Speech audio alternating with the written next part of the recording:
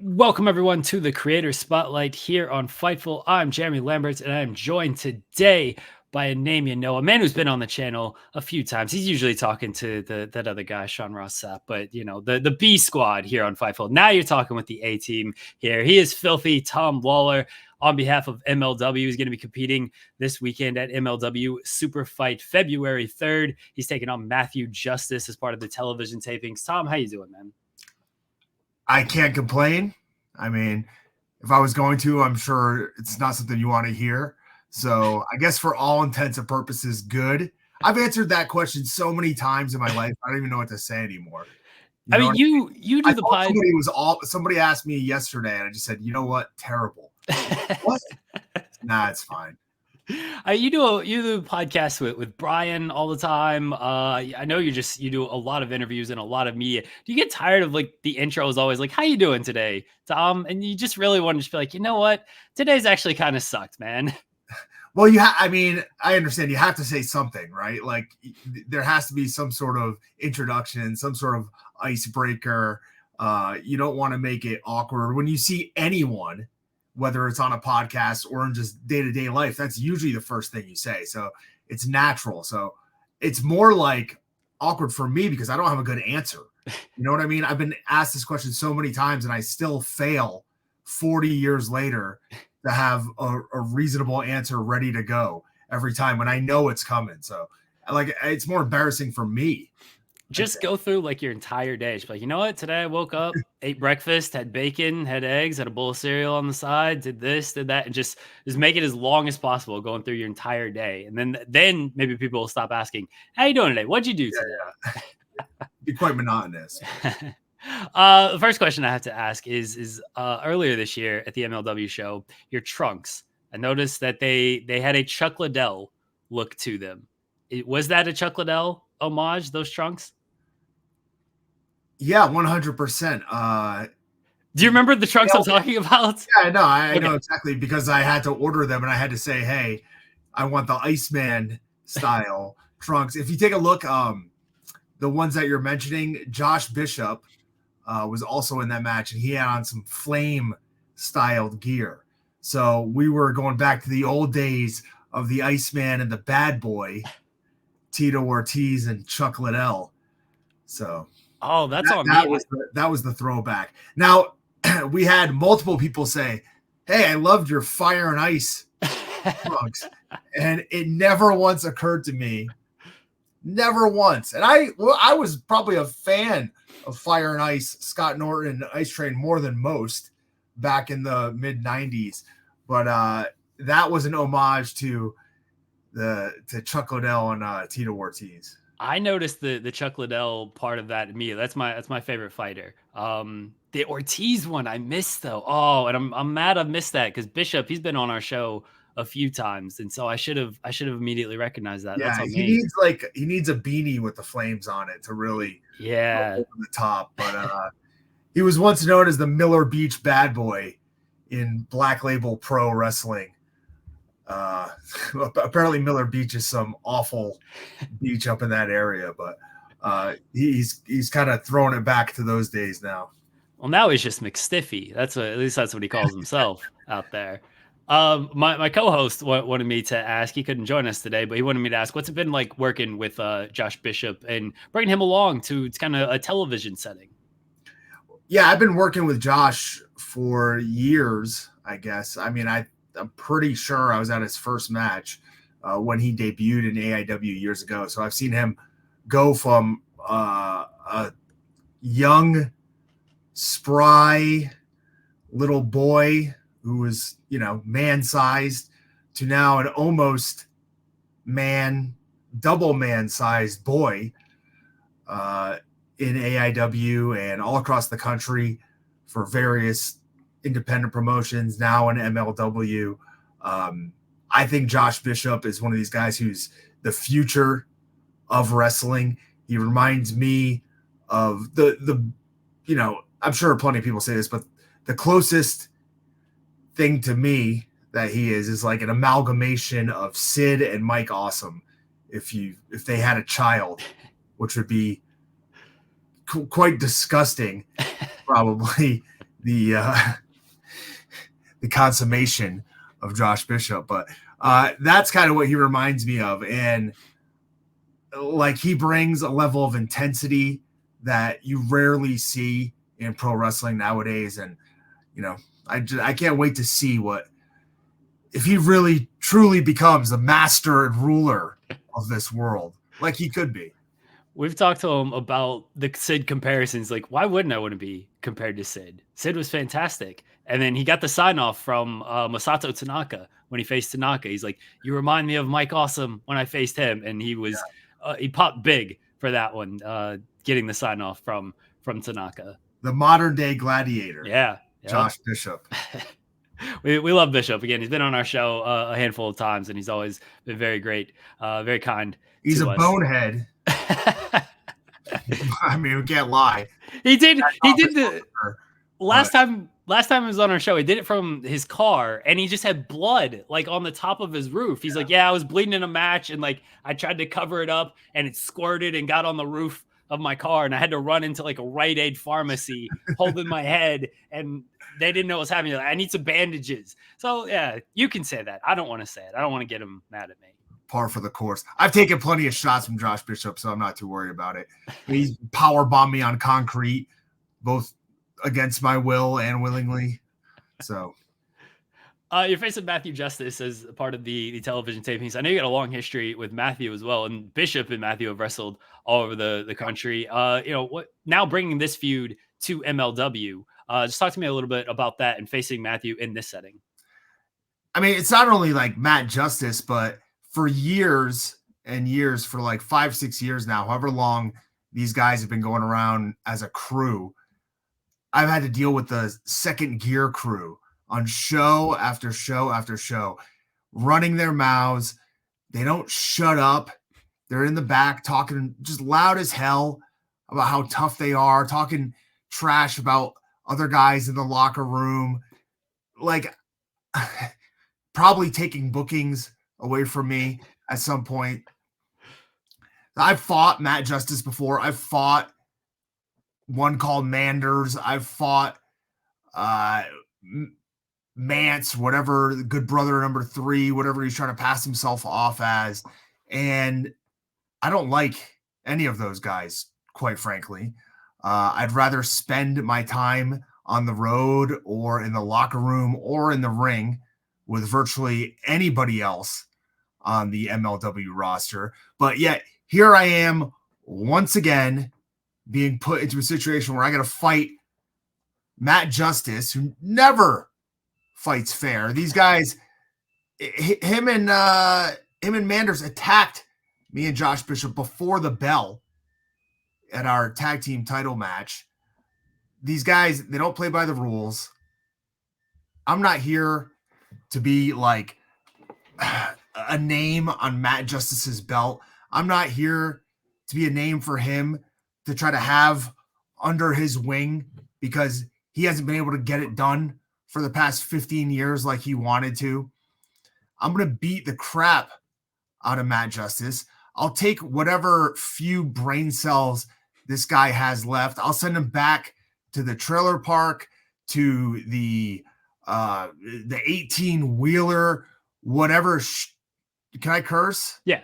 Whatever shithole Manders is living in.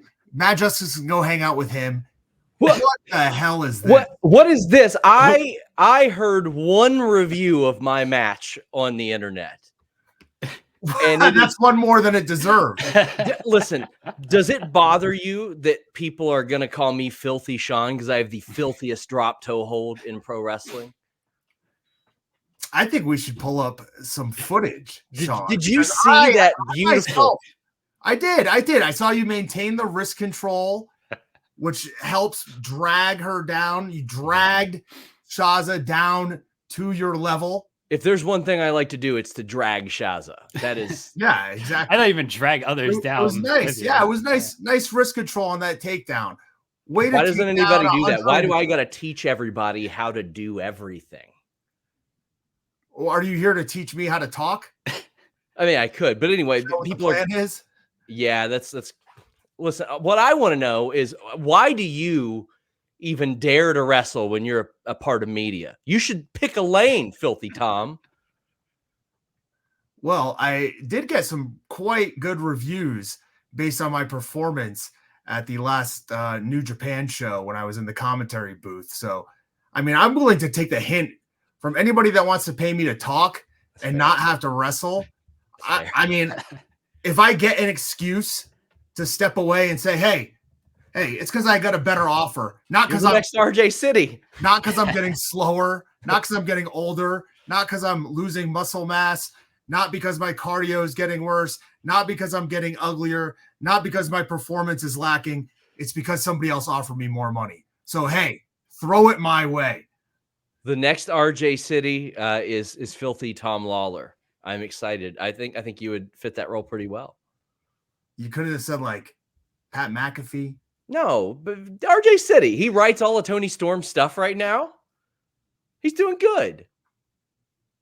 Is RJ known as a wrestler? He couldn't even get like a graphic or anything. Well, like, since this comes out afterwards, he did say in our Fightful Award acceptance speech, please do not stop watching Hey EW because I don't want to chain wrestle ever again.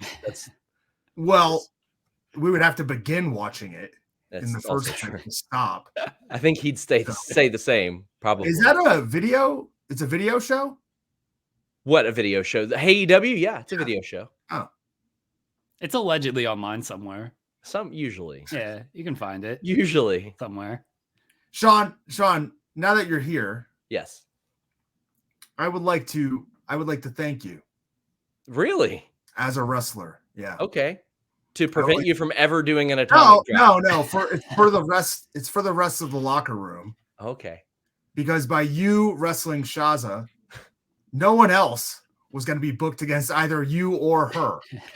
So that, you know what? That I'll take that. That's a compliment. It's one that I'm going to keep, and I appreciate. And listen, you know my favorite part about that match? We're practicing it, and I do an Irish whip, and I haven't done an Irish whip in like 8 years. And we're practicing it, and she goes, "Whoa, it's a work, mate. Don't ever Irish whip me that hard again." Then she cracks me in the back of the head with a kendo stick as a shoot. And I was like, oh, okay. Speaking of legitimacy, can you explain the spot where her butt? Yeah. That was a very legit spot. Well, no, here's the point I'd like to make. Go ahead, Sean. Can you explain the spot? Because my memory's a little bit hazy. Well, listen, if I was able to explain it, it maybe wouldn't have happened, Tom. I probably wouldn't have gone for that had I expected her ass of steel to have permanently damage your knee. I mean, you can say it damage my knee. Listen, I didn't have an official doctor diagnosis, but I've not had a doctor say that my knee isn't shattered yet. And that's the case. Like, people look at Shaza's ass and they're like, wow, look at her making all that money from her OnlyFans. I misjudged it. I didn't know it was going to be like made of titanium. From what I understand, she went to the same surgeon as Lex Luger and had plates inserted. 1 million views on that spot, by the way. So her ass and Brutus Beefcake's face. Hopefully not together. Hopefully not together. Although that's a collab that I'm sure people have hit him up about before. Oh, Tony Atlas may have gotten that. That's just a foot gimmick, buddy. Yeah, but I think he would be into it regardless. Either way, I'm sorry I couldn't be here for this entire interview. I really admire your work, Filthy Tom. I appreciate it. Please proceed. Thank you. An unplanned run. I'm assuming you knew that was going to happen. No, I did not. I never know when Sean is going to run in. We do a morning show 3 days a week, and he just appears whatever time he decides to appear on. He's still backstage, by the way. So if you say anything, I'm always watching. Mike Sempervive did this to me. Like, I can't get away from it. People are just sending assassins after me left and right. I did not know that was gonna audio assassins. It's bad enough. You mentioned I had to deal with Brian earlier, like you talked about. Now I got more people coming out of the woodwork attacking me verbally. It's all these media people who think they're wrestlers, and you know, they're coming after you for it because you were trying to take, I mean, a little bit, you're trying to take their jobs a little. You want to fight Walker Stewart for the New Japan commentary gig. I saw that quote. Yeah, I was quite clear 3-5 minutes ago. If somebody wants to pay me to sit down and talk in the booth and not wrestle, I'm more than interested. I'll wear a mask. It doesn't matter. What's the dream Tom Lawlor gig that you get to commentate for? Oh, I mean anything that's full time, to be honest. UFC, right? Every week, UFC. If they could go, hey, Tom, we need to pay you back for what we did to you, for stealing your career from you. What do you think a fair payment is? I would say I want Joe Rogan's job. I think that's fair. John Anik wants to step away. He can't handle the fans. I can do it. I'm your man. There you go. You said it. John Anik is he's getting a lot of heat online. He's trying to step away now. Tom Lawlor, call him up. Unfortunately, the SmackDown gig was taken. Do I need to fight Matt Stryker this weekend? Maybe. Do I need to fight Joe Dombrowski? I don't know who's going to be on the mic for MLW, but they better watch their backs. I'll tell you that much. I'm going to beat up Matt Justice while I'll call the match. Jerry Lawler's not the only Lawler that could pull that gimmick off. The Rock did that in a couple of his matches. He would just kind of grab the mic and begin commentating. I'd like to see him do that in one of the UFL games. Play a few downs while he's also on the stick. I would like to see him do that now with the way that bless the Rock. He was blown up after that day one spot. Very blown up. He's been out of the ring for a while. He probably can't stand there without sweating bullets. I mean, he's 285 pounds of pure muscle. His metabolic rate is probably through the window. His body temperature is probably 200 Fahrenheit. He does the clanging and banging. He needs to, running and gunning, get on the cardio a little bit more. When does he sleep? That's the other issue, right? Like, this guy's probably not sleeping at all. That's why he's sweating so bad. I don't think he does at all. The greats don't sleep. That's why they're all millionaires. They don't have time to sleep. Huh. That's where we're lacking, Tom. I just took a nap. Yeah. Earlier. we need some rest. These guys, over that 8 hours. That's a lie. I think it is. He's got these energy drinks too. I assume he's just drinking all the Zima, whatever the energy. I'm not sponsored by it. I don't have to get it right. It's fine. I don't think he's drinking Zima. Terramana and Zoa. Yeah. Tell me about the collaborative process in WTF, working with MSL and Matt Cardona. Just how you guys kind of pitch stuff, because I love it. The throwback to the old school 90s, early 90s WWF. You got the hotline and everything. Yeah. What's the process like with that? Some of that stuff I am not involved in the process at all. Obviously, the promos, I have, pretty good reign as to what I can and can't say. I think the mastermind behind all that is the man that you mentioned earlier, MSL. I tell this story every time MSL gets brought up. The very first day, 2005, that I took a bump in my life in a pro wrestling ring, MSL was sitting back there on the couch eating, I think it was Cheetos, but watching me, scouting me at that time, 18, 19 years ago. And here we are now. So it's always a blast when I get to interact with MSL, whether he's showing me around the WTF headquarters, telling me the plans about the future, whether we're hanging out after partying with Bishop. I love, I grew up on 80s WWF. And if you watch the WTF vignettes, that's basically what they're a throwback to, right? Maybe some 90s thrown in there. The Zeta was the AOL's most downloaded woman. Woman for AOL.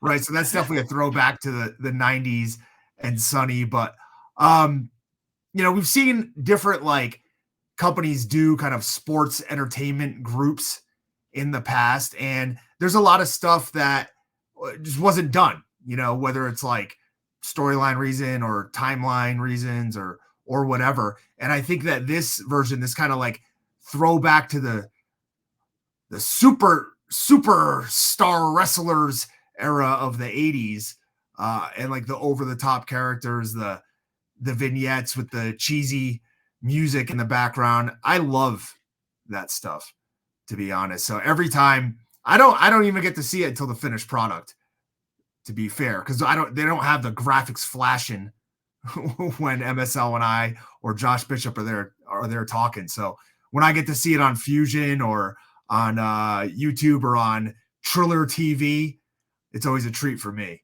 and the fans too. I love the bodybuilding contest with Hammerstone and MSL's just freaking out. They're like, look at his traps. Look at him. Look at this guy. Like the old Gary Stridham. It's very good.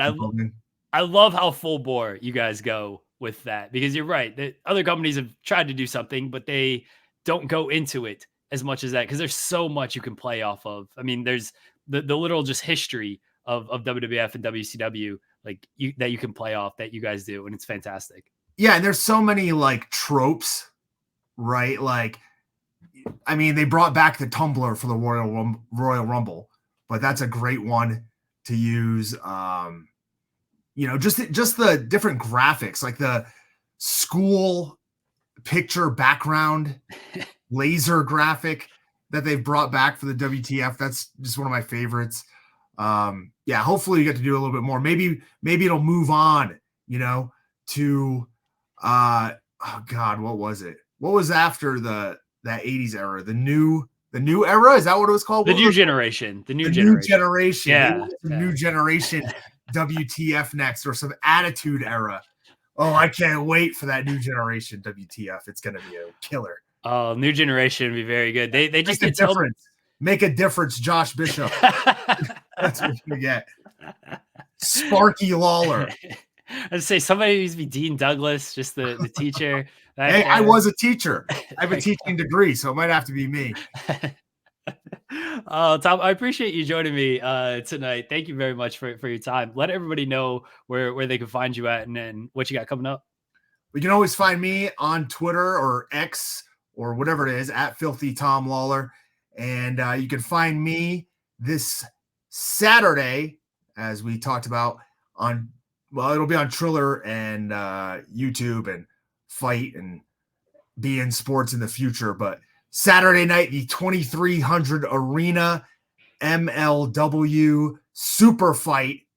It's going down. Stat card: Yuji Nagata versus Fatu, Alex Kane versus Kojima, and the main event, me versus Matt Justice.